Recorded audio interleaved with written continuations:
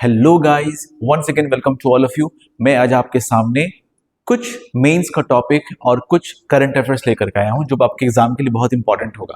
जैसे सबसे पहले आप समझ लीजिए कि यहाँ पे क्या लिखा हुआ है, the bay of Bengal as India's Shanti anchor. ठीक है, so this is not the previously Shanti act. जो शांति एक्ट है उसको अलग समझिएगा। शांति एक्ट बेसिकली वो क्या है, वो है शांति न्यूक्लियर। शांति एक्ट जो है ना वो न्यूक्लियर से जुड़ा हुआ है। और ये जो अभी है ये समझिए इससे जुड़े हुए हैं एस जयशंकर, जो हमारे एक्सटर्नल अफेयर्स के मिनिस्टर हैं एस जयशंकर जी, वो जुड़े हुए हैं। और ये कौन से रीजन की बात हो रही है? ये रीजन की बात हो रही है, बे ऑफ बंगाल की बात हो रही है। ठीक है, बे ऑफ बंगाल की बात हो रही है। क्या है आपको पता ही है कि चाइना क्या कर रहा है कि पोर्ट्स में इन्वेस्टमेंट कर रहा है। कहां पे? इंडियन ओशन के रीजन में पोर्ट्स में इन्वेस्टमेंट कर रहा है। ठीक है, ये पोर्ट्स में इन्वेस्टमेंट कर रहा है। क्यों कर रहा है आपको पता होगा, एक थ्योरी है स्ट्रिंग ऑफ पर्ल्स। ठीक है, घेरने की थ्योरी इसकी है बेसिकली। तो बांग्लादेश में चिट्टागोंग पोर्ट है, श्रीलंका में हम्बनटोटा पोर्ट है, और भी एरियाज में डेवलपमेंट कर रहा है, पाकिस्तान में डेवलपमेंट कर रहा है, और हर जगह अपना इन्फ्लुएंस बढ़ा रहा है, खासतौर से इंडियन ओशन में भी अपना इन्फ्लुएंस बढ़ा रहा है। तो सिंपल सा चीज है, यहाँ पे हमारा प्यारा भारत है, तो एक कॉन्फ्लिक्ट आपको देखने को मिलेगा ही इन सब जोन में, एक कॉन्फ्लिक्ट देखने को मिलेगा। तो ये अब ये कॉन्फ्लिक्ट ना हो, इस रीजन में कॉन्फ्लिक्ट ना हो, अमन बनाए रखने के लिए एस जयशंकर जी ने शांति फ्रेमवर्क लेकर के आया। क्या लेकर के आया उन्होंने? शांति फ्रेमवर्क। अब इसको हम थोड़ा डिटेल्स में देखेंगे, शांति फ्रेमवर्क। ठीक है, नाउ तो ये बे ऑफ बंगाल की बात हो रही है। शांति फ्रेमवर्क क्या है बेसिकली? आप देख सकते हैं कि securing holistic advancement through norms, trust and integrity. ये सब वर्ड आपको बहुत इंपॉर्टेंट याद रखना पड़ेगा। और ये याद रखिएगा साथ में, ये मैरीटाइम गवर्नेंस है। It is all about maritime governance. Okay, it is all about maritime governance framework. किसका? For the bay of Bengal के लिए। तो ये बात भी दिमाग में रखिएगा, बे ऑफ बंगाल के लिए। नाउ काम क्या है इनका? इसका एम क्या है? It aims to improve regional cooperation through rules, trust and partnership instead of strategic rivalry. तो हमको राइवलरी नहीं करना है, कोऑपरेट करना है, कोऑपरेशन करना है, शांति बहाल रखना है। बस शांति का यही समझ लीजिएगा। बस इसका फुल फॉर्म जो है ना आप देखिएगा, securing holistic advancement through norms, trust and integrity. यहाँ पे ट्रस्ट एंड इंटीग्रिटी है ना, इसकी बात हो रही है। प्लस हम देखेंगे कि शांति जो फ्रेमवर्क है, अगेन फुल फॉर्म यहाँ पे सेम चीज है, इट प्रमोट्स मैरीटाइम कोऑपरेशन। ये मैरीटाइम कोऑपरेशन को प्रमोट्स करता है, जिसमें रूल्स होगा, ट्रस्ट होगा, इंटीग्रिटी होगा, या शेयर्ड रिस्पॉन्सिबिलिटी होगा, रीजनल कोऑर्डिनेशन होगा, एक दूसरे का साथ दिया जाएगा बेसिकली, और कॉमन मैरीटाइम इंटरेस्ट होगा। ठीक है, कॉमन मैरीटाइम इंटरेस्ट होगा। इससे पहले आप याद रखिएगा कि सागर जैसा स्कीम जो है ना आपको देखने को मिला होगा। ठीक है, सागर और साथ ही साथ महासागर। तो ये दोनों चीज याद रखिएगा बेसिकली, सागर और महासागर। क्या बोला मैं? सागर और महासागर मैरीटाइम के लिए ऑलरेडी है, इसको भी पढ़ लीजिएगा। ये सागर जो है 2015 में था, ये 2025 में बेसिकली आया था। ठीक है, सागर और महासागर। और इस बार क्या है? इस बार है शांति। इस बार है शांति। तो आपको बे ऑफ बंगाल रीजन में, इंटरनेशनल रिलेशन में आपको ये चीज आ सकता है एग्जाम में। ठीक है, ये basically GS paper 2 international relation में भी आपको आ सकता है शांति। ठीक है, नाउ तो बे ऑफ बंगाल हमारा स्ट्रेटेजिक इंपॉर्टेंस है। क्यों? सिंपल सा चीज है, इंपॉर्टेंट मैरीटाइम रीजन है इन द इंडो पैसिफिक में। It connects south Asia and south east Asia. आप देख सकते हैं कि south Asia south east Asia connect भी करता है पूरा। ठीक है, और मेजर सी रूट से उस तरफ मूव करने के लिए। सो ये जो शांतिपुरा होगा ना, तो हम देखेंगे कि ये एक्ट ईस्ट पॉलिसी को सपोर्ट कर रहा है, मैरीटाइम के सिक्योरिटी को सपोर्ट कर रहा है, प्लस साथ ही साथ जो रीजनल कनेक्टिविटी है उसको भी सपोर्ट कर रहा है। अच्छा, और अगर हम बात करें आपके सामने, तो आप देखिएगा कि ये इंपॉर्टेंट क्यों है। अब ये बहुत बेसिक है, आपको याद रखना पड़ेगा। कोई भी इंटरनेशनल रिलेशन में ट्रेड एक इंपॉर्टेंट है, एनर्जी ट्रांसपोर्ट एक इंपॉर्टेंट है, अगर मैरीटाइम के पास हमको होता है तो फिशरीज इंपॉर्टेंट है, डिजास्टर रिस्पांस के लिए इंपॉर्टेंट है, ब्लू इकोनॉमी की बात हो रही है यहाँ पे, ब्लू इकोनॉमी की बात होगी। ठीक है, प्लस मैरीटाइम कनेक्टिविटी की बात होगी, सिक्योरिटी की बात होगी। ठीक है, चाइना के काउंटर करने के लिए भी बात होगी यहाँ पे। तो ये पहले आप मेंस के पर्सपेक्टिव से भी समझिएगा कि trade, energy transport, fisheries, disaster response, blue economy, maritime connectivity. ठीक है, अच्छा आगे बढ़ते हैं हम लोग। ऑब्जेक्टिव क्या है? सिंपल सा चीज है कि भाई मैरीटाइम सिक्योरिटी हो, डिजास्टर मैनेजमेंट हो, ह्यूमैनिटेरियन असिस्टेंस हो, ब्लू इकोनॉमी भी हो। तो ये सारे जो कीवर्ड्स है ना, आपको बेसिकली दिमाग में रखना पड़ेगा व्हाइल राइटिंग द आंसर। ठीक है, व्हाइल राइटिंग द आंसर। और ये किसके लिए है? शांति के लिए। कहां पे है? बे ऑफ बंगाल रीजन के लिए। ठीक है, नाउ जितनी सारी चीजें हैं, इवन इन्वायरमेंटल प्रोटेक्शन, फिशरीज का हो गया, ब्लू इकोनॉमी हो गया, मैरीटाइम लॉ इन्फोर्समेंट हो गया, तो ये सारी चीजें जो है, और इन सब का कुछ ना कुछ प्रॉब्लम ही है। तो ये सॉल्व कॉमन रीजनल चैलेंजेस जो है ना थ्रू कोऑपरेशन, यानी कोऑपरेशन करके हम लोग कॉमन जो प्रॉब्लम्स है उसको हम लोग सॉल्व करने की कोशिश करेंगे। ठीक है, क्लियर है? अब Bay of Bengal faces many common challenges such as, आप चैलेंजेस ऐसे भी बना सकते हैं नॉर्मली। क्या क्या चैलेंजेस है भाई? हमारे पास साइक्लोन्स आता है तो हम वहां पे डिजास्टर रिस्पॉन्स के मिल बैठ के हम लोग काम करेंगे। ह्यूमैनिटेरियन दिखाएंगे तो हम सॉफ्ट पावर यूज कर सकते हैं, सॉफ्ट पावर, हम अपना सॉफ्ट पावर में बढ़ सकते हैं हम लोग। ठीक है, इलीगल फिशिंग होता है तो ये इलीगल फिशिंग में भी आपको रोक लगेगा, बेसिकली इलीगल फिशिंग ना हो। क्लाइमेट चेंज का रिस्क है तो मिल करके काम करेंगे इसके ऊपर। पॉल्यूशन, मरीन में पॉल्यूशन अगर हो रहा है तो भी इसको बचाने की, कंजर्व करनी सोचेंगे। ह्यूमन ट्रैफिकिंग भी बहुत न्यूज में आता है इन सब चीजों में। तो these are the problems in these regions. ये प्रॉब्लम्स को दूर करने के लिए शांति चाहिए, शांति, सिंपल।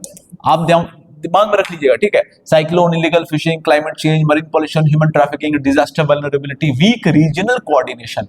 ठीक है, तो इंडिया चाहता है भैया हमारा इंटरनेशनल रिलेशन बहुत अच्छा रहे, और ये बे ऑफ बंगाल वाला जो इलाका है जहां पे चाइना भी जो है इन्फ्लुएंस बनाने की कोशिश करता रहता है हमेशा, वहां पे हम भी अपना पकड़ बना कर रखे, सॉफ्ट पावर के थ्रू कर सकें। साथ ही साथ ये जो डिप्लोमेसी है ना एस जयशंकर की, गजब की डिप्लोमेसी है। ठीक है, नाउ ये शांति था बेसिकली। अब याद आपको पता होगा कि बिम्स्टेक भी बे ऑफ बंगाल मैरीटाइम एक ऑर्गेनाइजेशन है बेसिकली। ठीक है, तो बिम्स्टेक के साथ भी रिश्ता ही अच्छा होगा बेसिकली। ठीक है, तो अगेन बिम्स्टेक अब कैसा प्लेटफॉर्म है? देखिए, India, Bangladesh, Sri Lanka, Myanmar, Thailand, Nepal, Bhutan. ठीक है, तो शांति will also strengthen the BIMSTEC. तो ये बिम्स्टेक को भी मजबूत करेगा अगर शांति उस एरिया में हम लोग करें तो। एक्ट ईस्ट पॉलिसी भी अच्छा होगा, इंडो पैसिफिक जो विजन है हमारा वो चीज अच्छा होगा। ठीक है, अगेन इंडिया के लिए बहुत सिग्निफिकेंस है, हम लोग स्ट्रेंथन होंगे, इंडियन ओशन रीजन की तरफ होगा हमारा प्रमोट्स होगा, प्रमोशन होगा इस चीज में, कोऑपरेशन करने के लिए भाई, ट्रस्ट और कंसेंसस करने के लिए भी ये इंडिया के लिए अच्छा है। Plus help to address regional and security challenges है, plus supports a free, open and rule based maritime order. तो ये सिग्निफिकेंस है। एक क्वेश्चन आप बस ऐसे ही लेते चलिए, आप उसको करके, अगर इस क्वेश्चन को आप क्या करेंगे ना, आप करके क्या करना है आपको ग्रुप में डालना है, इस पीडीएफ बना करके आप भेज दीजिएगा, मैं चेक करके वापस वहीं पे डाल दूंगा। ठीक है, तो देख लीजिए, this is the question basically. Explain the Shanti framework proposed by India. How can it strengthen maritime governance and regional cooperation in the Bay of Bengal? अब ये ओपीएससी के लिए बहुत कॉमन और बेसिक सा क्वेश्चन हम बोल सकते हैं, ओपीएससी के लिए रिसेंट जो भी होने वाला है। ठीक है, तो दिस इज अबाउट द शांति। चलिए और कुछ करंट अफेयर्स के ऊपर बात कर लेते हैं हम लोग, और कुछ बात कर लेते हैं। अब ये देखिए, यहाँ पे बेसिकली इंडियन एक्सप्रेस का न्यूज है और यहाँ पे एक मिंट का न्यूज है। अब ये किससे जुड़ा हुआ मामला? This is all about UPI fees. This is all about UPI fees. ठीक है, what is UPI? Unified payment interface. यानी आज के डेट में अगर हम बोलेंगे national payment corporation of India, इसके अंदर जो है हमारा पूरा प्लेटफॉर्म चलता है डिजिटल। क्या चलता है हमारा? डिजिटल ट्रांजैक्शन जो है पूरा चल रहा है। कैसे? जैसे if we are using Paytm, अगर हम पेटीएम यूज कर रहे हैं, ठीक है, या कोई भी प्लेटफॉर्म यूज कर रहे हैं, उसमें मेन चीज क्या है हमारा? उसमें मेन चीज क्या है? Just a minute guys. Okay, तो उसमें मेन चीज क्या देखने का कि हमारे पास भाई भारत क्यूआर कोड होगा, यानी स्कैनर वाला होगा, क्यूआर कोड करते हैं हम लोग। ठीक है, प्लस सिम कार्ड से लिंक होगा, और सब चीज जो है यूनिफाइड होगा। सब चीज क्या होगा? एक यूनिफाइड होगा, यूपीआई, इसी को बोलते हैं यूपीआई। और इसका ये किसके अंदर में चल रहा है? बेसिकली एनपीसीआई के अंदर चल रहा है। तो हम जो ट्रांजैक्शन करते हैं, अच्छा हमारे पास कार्ड भी होता है। वो कार्ड कैसा हो सकता है? वीजा का कार्ड हो सकता है, मास्टर कार्ड हो सकता है, ऐसा कुछ है। लेकिन अच्छा रुपए भी कार्ड होता है। तो ये सारा चीज जो ट्रांजैक्शन वगैरह करते हैं हम लोग, तो इसमें होता क्या है? कुछ फीस लगता है। ठीक उसी तरह यूपीआई को भी ट्रांजैक्शन करने के लिए ना कुछ फीस लगने की बात हो रही है। लेकिन दिसंबर 2025 में जो है, आप देखिए यहाँ पे ऑलरेडी मैंने लिख रखा है, न्यूज़पेपर का कटिंग है कि संजय मल्होत्रा जी जो है ना, इन्होंने कहा कि भैया यूपीआई ट्रांजैक्शन अभी भी फ्री रहेगा, ठीक है, अभी भी फ्री रहेगा, यानी जो भी डिजिटल पेमेंट करेंगे हम वो फ्री रहेगा आपका। लेकिन इधर वापस से न्यूज में आ रहा है, और आप देखिएगा वापस से न्यूज में आ रहा है कि गवर्नमेंट में ब्रिंग बैक यूपीआई एमडीआर, ठीक है, यूपीआई एमडीआर, यानी व्हाट इज एमडीआर, अब यहाँ पे आपके लिए इंपॉर्टेंट है, ये एमडीआर क्या है, merchant discount rate, merchant discount rate. इसका मतलब क्या हो गया, इसका मतलब है कि अगर हम 10,000 किसी को पेमेंट कर रहे हैं, अगर मैं 10,000 किसी को पेमेंट कर रहा हूं तो वो शॉप में जाएगा 9,800। ये जो 200 रुपीज का जो कटा है, this is fees, and this fees, यही फीस को हम लोग बोलते हैं मर्चेंट डिस्काउंट रेट, ठीक है, मर्चेंट डिस्काउंट रेट। तो छोटे छोटे जो मर्चेंट होते हैं ना, उनके लिए तो फ्री है। अभी बात हो रही है कि भैया यूपीआई आ सकता है लार्ज मर्चेंट्स के लिए, बड़े बड़े मर्चेंट्स के लिए जो है ज्यादा, वो भी लार्ज मर्चेंट कैसा, वो भी ऐसा सुना जा रहा है कि भाई इट इज 2,000 से ज्यादा का जो ट्रांजैक्शन अगर आप कर रहे हैं तो वहां पे इट माइट पॉसिबल कि भाई आपसे एमडीआर लिया जा सकता है। आप नहीं दीजिएगा तो क्या, कौन देगा, किसके से पेमेंट हो कटेगा, मर्चेंट के पास से। याद रखिएगा, आप 10,000 रुपीज दीजिएगा, आप 2,500 रुपया इसके पास जाएगा, लेकिन उसके पास थोड़ा कम जाएगा, तो इससे एक प्रॉब्लम आ सकता है। याद रखिएगा, क्या प्रॉब्लम आ सकता है कि भाई वो अब डिजिटल पेमेंट मांगेगा ही नहीं, अगर लगेगा कि पैसा हमको कुछ देना पड़ेगा, को नुकसान अगर होगा तो वो बोलेगा कि भाई आप कैश दीजिए, ठीक है। देखते हैं क्या रिजल्ट होता है इसका। लेकिन ये चीज आपको याद रखना है कि भैया हाँ, ये एनपीसीआई है basically, okay, so this is your NPCI, याद रखिएगा, प्लस क्यूआर कोड, यूपीआई, ये सारा इससे ही जुड़ा हुआ है, ये national payment corporation of India. तो ये एक इंपॉर्टेंट न्यूज है आपके लिए, जो आपको समझ के रखना होगा, ठीक है। बाकी आप पढ़ लीजिएगा, बता दिया मैं, MDR merchant discount rate. Now heading towards next, एक ये देखिए, दानवीर इनिशिएटिव्स क्या है, ये बेसिकली हम कह सकते हैं to strengthen the panchayati raj institution, ठीक है। इसमें हम बात करेंगे कि भैया पंचायती राज इंस्टीट्यूशन को मजबूत बनाने के लिए किया जा रहा है। और कौन कर रहा है ये कौन कर रहा है, पहले मैं आपको इधर यहां पे दिखा देता हूं आपको, जस्ट अ मिनट।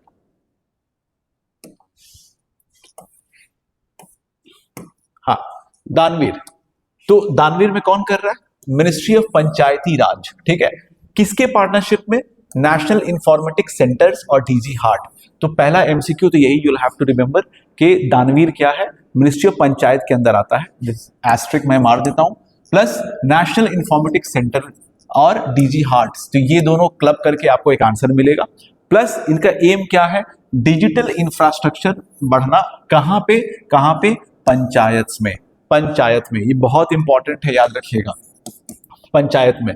अच्छा, ये इसका टैगलाइन क्या है, give back to your village, ठीक है। तो पंचायत में डिजिटल इंफ्रास्ट्रक्चर की कुछ बात अगर होगी, या मेंस में कहीं पर लिखना होगा डिजिटल इंफ्रास्ट्रक्चर से ताल्लुक से, तो आप ये दानवीर इनिशिएटिव भी एक लिख सकते हैं। और पंचायती राज इंस्टीट्यूशन में कुछ ऐसा होगा तो वहां इस चीज को ऐड कर सकते हैं बेसिकली, ठीक है।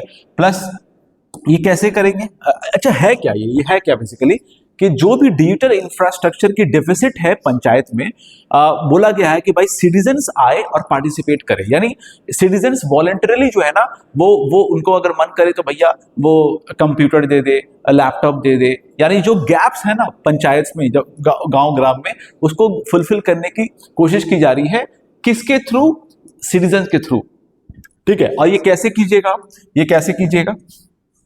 ये बेसिकली एक ऐप है, मेरी पंचायत ऐप, ठीक है। मेरी पंचायत ऐप में जो है आपको क्या चीज डोनेट करना है, और क्वालिटी सर्टिफाइड, क्वालिटी भी देखा जाएगा बेसिकली करना है, और साथ में इंफॉर्मेशन कीजिएगा, फिर इसको वहां पे भेजा जाएगा, ठीक है। तो this is your important, so DG initiatives, दानवीर इनिशिएटिव्स, याद रखिएगा, ये दानवीर इनिशिएटिव्स है बेसिकली, ठीक है। नाउ जो मैंने वहां पे बोला यही सारी चीजें लिखी हुई है basically. If you want to take screenshot आप ले सकते हैं, ठीक है। तो ग्राम पंचायत का प्लस पंचायत से जुड़ा हुआ अगर आपको और इंफॉर्मेशन सुनना हो तो आप देख लीजिए भाई, पार्ट 9 में है, आर्टिकल 243 से 243 ओ में है। आप मुझे बताइएगा कि भैया व्हाट इज ग्राम सभा और ग्राम सभा कौन से आर्टिकल पे है, ये बस ऐसे ही मैं पूछ रहा हूं आपको, ठीक है। ये आप हमको कमेंट्स में जरूर बताइएगा, ठीक है। प्लस प्लस साथ में ये भी याद रखिए, बहुत सारी कमेटी आई है पंचायती राज को मजबूत बनाने के लिए। जैसे जैसे एक तो हम बोलते हैं बैग्स, ऐसे बड़ा कॉमन सा bags, B for Balwant Rai committee, Balwant Rai. A for Ashok Mehta, Ashok Mehta. G for G V K Rao committee, ठीक है। S for L M Singhvi committee, Singhvi committee, ठीक है। ये याद रखिएगा। प्लस प्लस हमको पता ही है कि आर्टिकल 40 जो है ऑर्गेनाइजेशन ऑफ विलेज पंचायत की बात करता है, आर्टिकल 40। उसके बाद जो है कॉन्स्टिट्यूशनल स्टेटस जो है हमको 73rd अमेंडमेंट एक्ट से मिल चुका है ऑलरेडी, ठीक है। मिल चुका है। तो ये है आपको कुछ दानवीर जहां पे डिजिटल इंफ्रास्ट्रक्चर को मजबूत करने के लिए ये इनिशिएटिव्स किया गया है, बस एकदम रिसेंट है, ठीक है। नेशनल इंफॉर्मेटिव सेंटर डीजी हार्ट मिल करके इस चीज काम कर रहा है। चलिए नेक्स्ट, अब ये देखिए SNFA, ये एक न्यूज में फिर से वापस से आया है SNFA। अब मान के चलिए भाई नीरव मोदी हो गया या फिर विजय माल्या हो गया, वो पैसा लेके तो चला गया, पैसा लेके चला गया तो भाई NPA होता है बेसिकली 90 डेज। ये अगर आपको एनपीएस के बारे में जानना है, अगर आपको एनपीएस के बारे में जानना है तो आप हमारे चैनल में जाकर के एनपीएस के बारे में वीडियो अलग से बना हुआ, बहुत डिटेल्स में बना हुआ कि कितने टाइप्स का एनपीएस होता है, ठीक है। स्ट्रेस्ड एसेट्स किसको कहते हैं, आप वो लेक्चर सुन लीजिएगा, ठीक है। अब जब पैसा वो वापस दे नहीं पा रहा है तो फिर क्या कर सकते हैं हम लोग, क्या कर सकते हैं, हो सकता है उसकी इमूवेबल प्रॉपर्टी सीज किया जाए, ठीक है। तो ऐसे ही जो इमूवेबल प्रॉपर्टी है उसको हम लोग कहते हैं SNFA। और ये न्यूज में अभी इसलिए है कि ये 2026 ऐसा एक्ट आ रहा है। और सरफाइसी एक्ट भी पता ही होगा आपको, सरफाइसी एक्ट, ठीक है। सरफाइसी एक्ट क्या है बेसिकली, ये जो है एनपीए से जुड़ा हुआ है, ठीक है। यानी एनपीए में लिख देता हूं यहाँ पे, नॉन परफॉर्मिंग एसेट्स, जो लोन दिया हुआ है भैया, जो लोन नहीं दे पा रहे हैं उसको रिकवरी करने का प्रोसेस है, तो ये सब सरफाइसी एक्ट के अंदर ही आता है। और एनपीएस बहुत बड़ा टॉपिक है, आप प्लीज जाके लेक्चर अब सुन लीजिएगा, हमारे चैनल में लेक्चर ऑलरेडी मैं पढ़ा रखा हूं बेसिकली, ठीक है। नाउ आरबीआई कौन इंट्रोड्यूस कर रहा है ये ध्यान रखिएगा, ठीक है। SNFA, RBI has introduced the concept of specified non financial assets, specified non financial assets, ठीक है। चलिए, तो एक ऐसे क्वेश्चन है कि भैया व्हाट आर SNFAs और when does a loan become a non performing assets, ठीक है। ये ऐसे क्वेश्चन है, आप बेसिक बता कर रखिएगा। इसमें बताती हूँ एनपीएस 90 डेज के बाद से होना शुरू हो जाता है। और SNFA भी पता चल गया आपको, इमूवेबल प्रॉपर्टी वगैरह जो है होगा। आप यहाँ पे देख सकते हैं, यहाँ पे देखिए SNFAs क्या है, एक नॉन फाइनेंशियल एसेट्स है, जैसे लैंड हो गया, बिल्डिंग हो गया, यानी आप लोन नहीं दे रहे हैं तो भाई हम आपके उसको पोजेस कर सकते हैं, ले सकते हैं, ठीक है। तो ये SNFA में है क्या, SNFA में है क्या, एक टाइम लिमिट है डिस्पोजल के लिए। This is important for your exam. क्या है कि बैंक को 7 साल के अंदर ही जो भी नीलामी वगैरह करना है उसको कर देना होगा, उसको रखना नहीं है। तो दिस इज वेरी इंपॉर्टेंट। क्या बोल रहा हूं मैं, 7 साल के अंदर, 7 साल के अंदर। अच्छा, plus no resale to original owner, ठीक है। विजय माल्या से लेकर के विजय माल्या फिर खरीदना चाहेगा मेरी अपनी प्रॉपर्टी को, तो उसको वापस नहीं देना है। ये रूल्स बहुत इंपॉर्टेंट है। एक क्या है, विद इन 7 ईयर्स जो है आपको डिस्पोज करना है, सारा चीज करना है, ठीक है। आप होल्ड करके नहीं रख सकते हैं, होल्ड करके नहीं रख सकते हैं हमेशा के लिए, ठीक है। और ये भी याद रख लीजिएगा कि not for sale to original owner, ये किसके बारे में है, ये है SNFA, specified non financial assets 2026। So this is very important. आप इसको मेंस के अंदर भी आप लगा सकते हैं, जैसा क्वेश्चन रहेगा एनपीएस वगैरह के अंदर, वो भी, ठीक है। नाउ कमिंग टुवर्ड्स यूपीआई से जुड़ा हुआ एक और इंफॉर्मेशन है, जैसे हम लोग जो यूज करते हैं ना, यूपीआई यूज करते हैं, तो ठीक उसी तरह स्पेन में यूज होता है बीजम, BIZUM, बिजम, ठीक है। तो इंडिया और स्पेन के साथ समझिए एक इंटर ऑपरेबिलिटी टाई अप होने जा रहा है, और हो चुका है बल्कि, कि भैया इंडिया अगर पेमेंट करेगा स्पेन वाले को तो वहां चला जाएगा, वहां से यहां होगा, यहां चला आएगा, सिंपल सा बात है। तो आप याद रखिएगा यूपीआई बिज्म के साथ जो हुआ है कनेक्शन, वो कौन कौन सा कंट्री है, इंडिया एंड स्पेन, बस इतना ही याद रखना है। यानी स्पेन का क्या है, बिज्म, हमारा क्या है, यूनिफाइड पेमेंट इंटरफेस, जो कि एनपीसीआई, ठीक है, national payment corporation of India की तरफ से होता है। सिंपल है, ये secure, fast, convenient cross border payment, याद रखिएगा क्रॉस बॉर्डर पेमेंट की बात हो रही है, यहाँ पे क्रॉस बॉर्डर पेमेंट की बात हो रही है, ठीक है। तो ये भी बहुत इंपॉर्टेंट न्यूज है आईआर के पॉइंट ऑफ व्यू से, और प्रीलिम्स के भी पॉइंट ऑफ व्यू से इंपॉर्टेंट न्यूज है ये वाला, ठीक है। Now heading towards next question, heading towards next topic. अब ये बहुत मजेदार टॉपिक है, आपको पता ही है मेरे ख्याल से कि भाई स्टॉक मार्केट, ठीक है, stock market regulated by security exchange board of India, और ये बना था 1988 में, और इसकी स्टैट्यूटरी बॉडी, ये जो स्टैट्यूटरी बॉडी जो बना वो 1992 में बना। इसका काम ही यही है स्टॉक मार्केट को देखना। अब स्टॉक मार्केट में हमारे पास क्या है, बॉम्बे एक्सचेंज है, ठीक है, बीएसई है, और नेशनल स्टॉक एक्सचेंज है, और ये करीब 1875 में बना है, और ये जो है 1992 में बना है, इसको याद रखिएगा बेसिकली। अच्छा, तो बीएसई जो बना, तो आप देखिएगा भाई कुछ ना कुछ जो ट्रेडिंग से जुड़े हुए उनको पता होगा कि कुछ ग्राफ चलता रहता है, कैंडल स्टिक्स वगैरह चलता रहता है, कैंडल स्टिक्स चलता रहता है। अगेन ये बात की टॉपिक है, इस पे बात नहीं करेंगे मैं। आप याद रखिएगा टॉप 30 कंपनीज का एक इंडेक्स है, टॉप 30 कंपनीज, ठीक है, टॉप 30 कंपनीज का इंडेक्स है जो बीएसई से जुड़ा हुआ है। अच्छा, एनएसई में टॉप 50 कंपनीज का भी है, यानी वहां पे लिखा रहेगा एनएसई, वो टॉप 50 कंपनीज लिखा रहेगा एनएसई 100, इसका मतलब ये वो बास्केट है जो टॉप 100 है। एक लिखा रहेगा आपको एनएसई 500, यानी टॉप 500 कंपनीज के बारे में लिखा रहेगा, ठीक है। अब अभी क्या हुआ है, तो पहले तो समझ लेते हैं कि एक चीज क्या हुआ था कुछ दिन पहले, कि बीएसई जो है ना, बॉम्बे स्टॉक एक्सचेंज हमारा है, वो to attract the investors, investors को अट्रैक्ट करने के लिए वो सात्विक इंडेक्स लेकर के आए। कैसे इंडेक्स लेकर के आए, सात्विक इंडेक्स, वो भी कितनी कंपनी है, टॉप 100, ठीक है, याद रखिएगा। यानी बीएसई सात्विक जो है 100 कंपनी का ग्राफ आपको चलता हुआ दिखेगा, 100 कंपनी का ग्राफ जो आपको चलता हुआ दिखेगा, ठीक है। तो ये एक इंपॉर्टेंट न्यूज है, सात्विक। अच्छा, इसको देखा देखी करके क्या है कि भैया एनएससी भी अब लेकर के आ गया है, एनएससी भी लेकर के आ गया है भाई अहिंसा इंडेक्स, ये देख लीजिए अहिंसा इंडेक्स, ठीक है। अब ये सात्विक इंडेक्स और अहिंसा इंडेक्स को क्या है, इसको समझ लीजिए।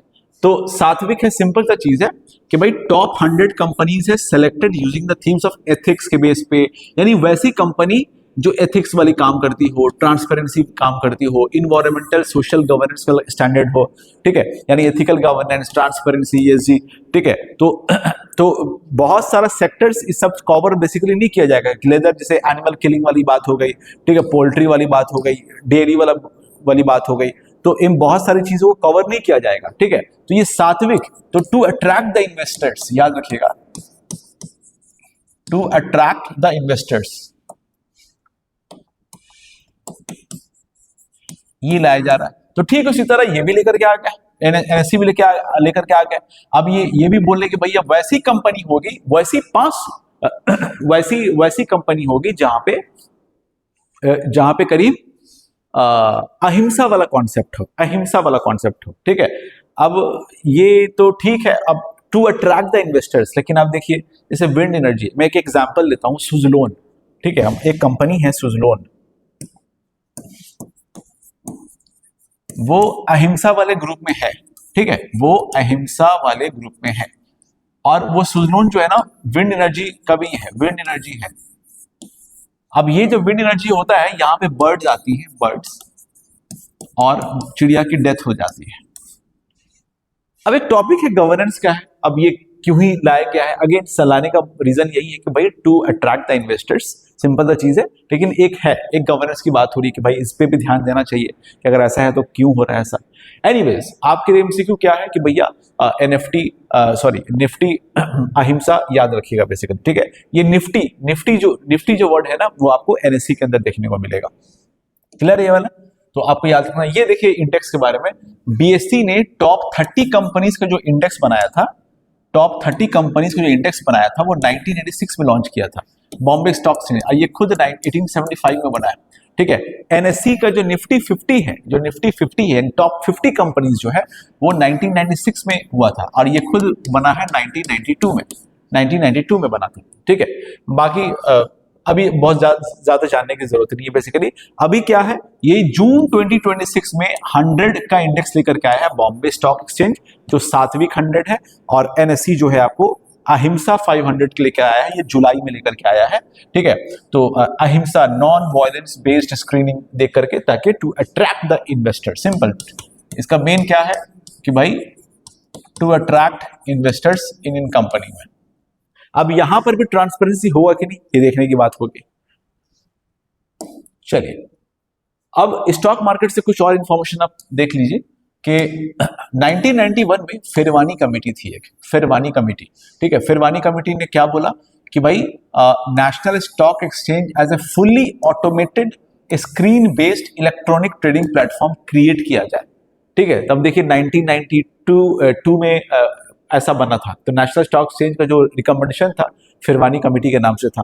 प्लस यहां पे आप देख सकते हैं कि विश्वनाथन कमेटी, ठीक है। इनका काम क्या था? Again SEBI constituted by SEBI chairman, ठीक है।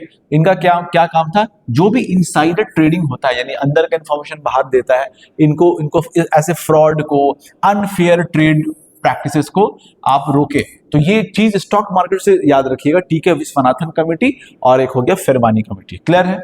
चलिए नेक्स्ट हम लोग मूव करते हैं। अब ये भी बहुत इंपॉर्टेंट अच्छा है। Supreme Court stays Delhi High Court verdict declaring NSE यानी National stock Exchange public authority. अभी ये मामला क्या चल रहा है? ये मामला चल रहा है कि क्या एनएससी आरटीआई एक्ट के अंदर आएगा कि नहीं आएगा, बस। और आरटीआई एक्ट के अंदर कौन आता है? आरटीआई एक्ट के अंदर जो पब्लिक अथॉरिटी होगा वो आएगा। आरटीआई एक्ट के अंदर कौन आएगा? जो पब्लिक अथॉरिटी होगा वो आएगा। अब पीएम केयर फंड, अब ध्यान से सुनिएगा, पीएम केयर फंड में जब आरटीआई फाइल किया गया तो अब बोला गया कि भैया ये पब्लिक अथॉरिटी नहीं है, ये पब्लिक अथॉरिटी नहीं है, ठीक है। लेकिन वहां एनएससी भी यही बात बोल रहा है कि भैया एनएससी कह रहा है कि हम पब्लिक अथॉरिटी नहीं है, तो हम आरटीआई हमको, मेरे पास जो आरटीआई फाइल होगा तो उसको हम इंफॉर्मेशन कैसे देंगे, ठीक है। लेकिन दिल्ली हाई कोर्ट ने बोला कि भैया आप हैं, लेकिन अभी चल रहा है मामला सुप्रीम कोर्ट स्टेज, ठीक है। Delhi High Court verdict declaring NSE a public authority. अब ये गवर्नेंस का इशू है, मेंस में एक इंपॉर्टेंट टॉपिक बन सकता है। आप समझ लीजिए कि पब्लिक अथॉरिटी कहते हैं किसको है?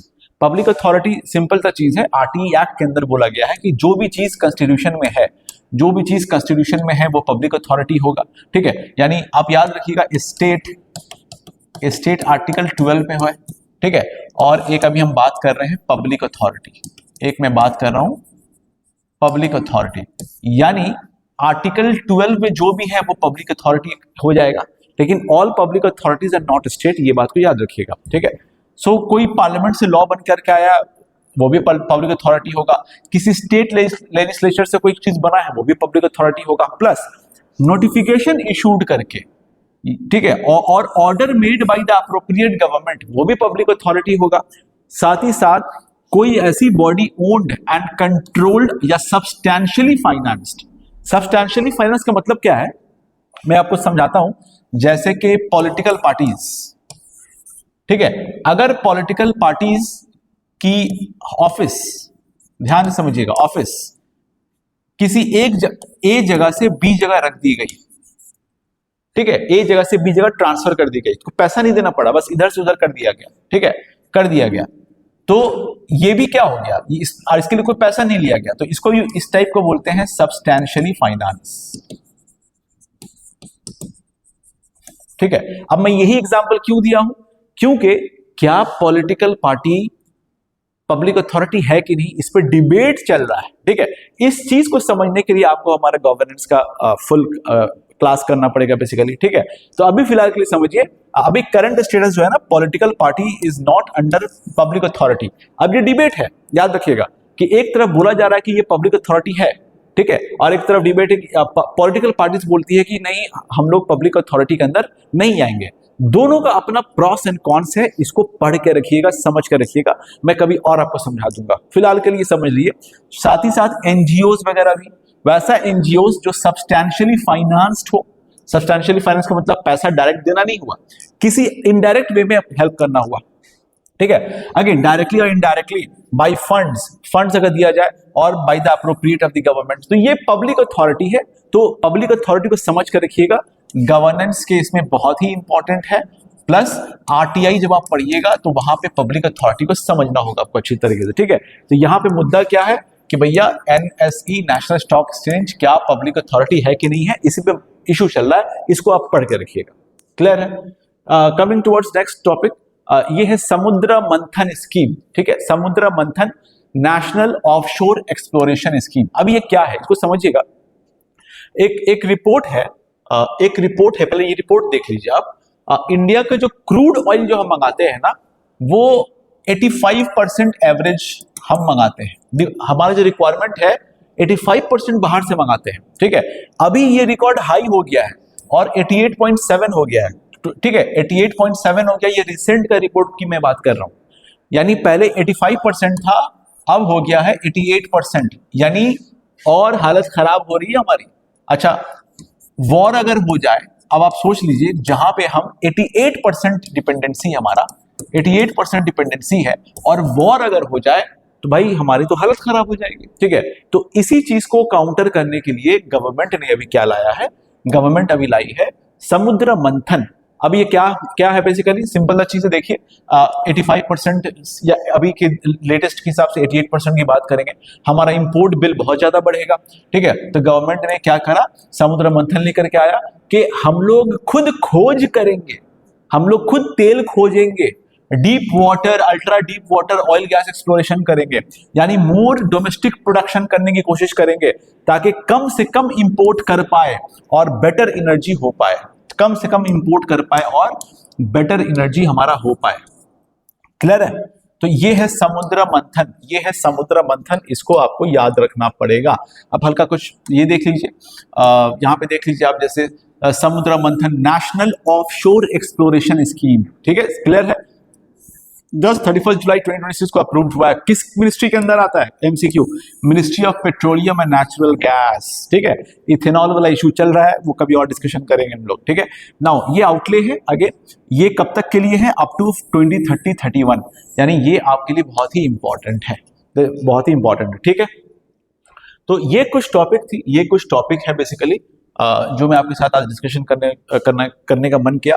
So thank you for joining. ऐसे ही हमारे चैनल को लाइक और सब्सक्राइब करते रहिए, और कुछ भी जानना हो तो आप कमेंट में जरूर बताइए।